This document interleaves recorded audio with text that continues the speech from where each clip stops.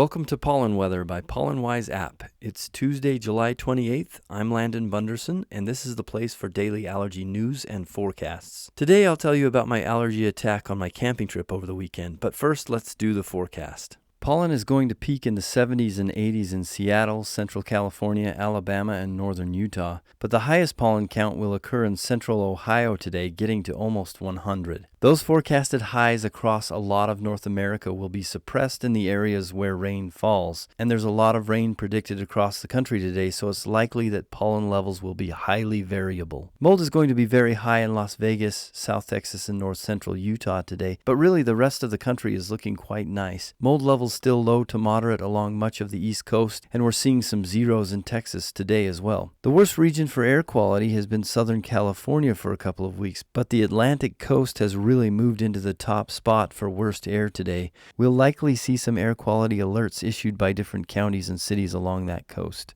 Temperatures today are looking nice and seasonal. Get out and enjoy it if you can. Since a lot of people are taking outdoor vacations this summer, I thought I would take a minute to tell you about my camping trip over the weekend. For our little getaway, we drove north toward the Idaho side of the Tetons. Although we spent most of our weekend in the mountains, we camped at an elevation below 6,000 feet. Because we weren't that high in elevation, I assumed that the western Idaho pollen season was roughly in the same stage as our local pollen season. So I was looking out for weed pollen. On a little four-wheeler ride at the relatively low elevation, I drove up a dirt road for several miles and then turned onto an overgrown road and motored up into a little cove. Halfway down the road, I realized that I was driving over the top of grasses that were in full flower. I am very allergic to grass pollen. I began sneezing immediately. I rushed back to camp, changed my clothes, and washed all of my exposed skin. Then I grabbed an antihistamine eye drop and nasal spray for quick relief. Because of my quick action, I was able to limit my allergy attack and was back to normal by morning. In hindsight, I should have been more careful driving down that side road that was overgrown with grass. Although the elevation at the campsite wasn't drastically different from my home elevation, we had driven north for 5 hours, and I knew that this part of Idaho was in a different climate zone. That was the whole reason we chose that location. The summers are much cooler in that part of Idaho. Cooler summers means that the grass flowers mature slower. All I had to do was look around me at the wheat fields to know that the grass was maturing much slower. The wheat in that location was still green, and the wheat where I live is golden and ready to harvest. Not everyone has the training to know those specifics about grass,